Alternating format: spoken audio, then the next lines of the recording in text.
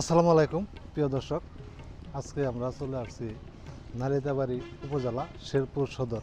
হ্যাঁ, এখানে আপনাদের দেখাতে নিয়ে আসছি এই যে হারিয়ে যাওয়া ঐতিহ্য। এই দেখেন মাটির ঘর। হ্যাঁ, এই ঘরগুলো এখন আর দেখা যায় না। হ্যাঁ, হারিয়ে যাচ্ছে। তো এখনও এইদিকে আসলে এরকম সুন্দর মাটির ঘর দেখতে পাবেন। হ্যাঁ, খুব সুন্দর একটা ঘর দেখেন, মাটির ঘর।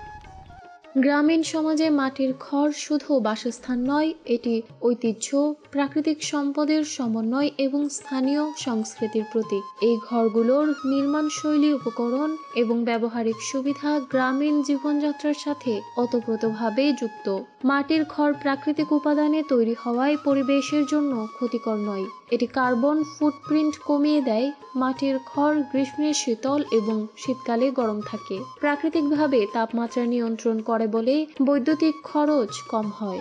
প্রিয় দর্শক, এই মাটির ঘরে আপনি যে সুবিধাটা পাবেন না, যে আরামটা পাবেন, আপনি যতই গরম থাকুক না কেন, এই ঘরে আপনি থাকলে শান্তি পাবেনই। আপনি শান্তি লাগবেই, ঠান্ডা লাগবে। কারণ চতুর সাইডে মাটির ঘরে থাকার যে কি একটা স্বাদ, কি একটা মজা, যে থাকছে সেই একমাত্র জানে।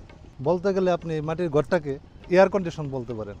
মানে নো শীত নো গরম, খুব সুন্দর একটা ঘর। কিন্তু এখন আর সচরাচর এই ঘরগুলা দেখা যায় না। তো আপনাদের দেখাইলাম